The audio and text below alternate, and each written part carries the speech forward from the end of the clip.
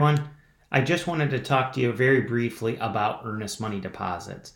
I am involved in earnest money deposit disputes all the time, and I just wanted to clear up a couple of things in regards to them. First of all, they are actually not required to make a contract binding. So even though they are almost on every contract, earnest money is not binding. The second thing is, at Key Realty, every earnest money deposit is held at the title company. Now, if the listing broker wants to hold the earnest money, that's fine. But just know that we do not, as a company, hold any earnest money. And the reason is we look for what we call the triple win. Is it good for the brokerage? Is it good for the agent? And is it good for the client? And in this case, we believe that it is best for all parties involved.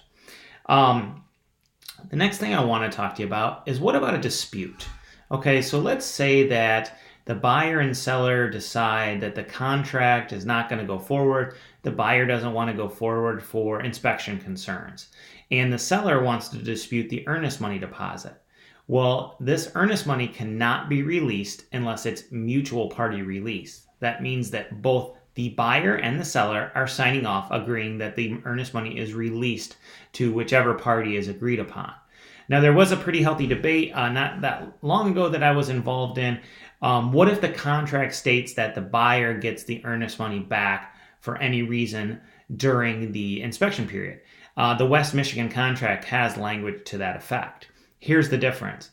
If there's no dispute by the seller, then the buyer is entitled to that money back. However, if the seller is disputing the earnest money, despite what it says in the contract, it still has to be mutual party release. You cannot just release it back to the buyer, even though it states so in the contract. Keep in mind, there's 4 ways to release earnest money. We talked about mutual party release. We can close the deal. If they're in the other 2 are court-ordered injunction, which who wants to do that? But that's the next step, is you go to court. Or if the parties can't agree, it is escheated to the state, and the earnest money will sit in a state account for up to 3 years. And then the party that put the money into the account and put the earnest money down has the right to go ask for it back. Please keep these tips in mind. This stuff happens all the time. This is going to be one of your biggest disputes when dealing with contracts. Good luck, everybody. Have a wonderful week.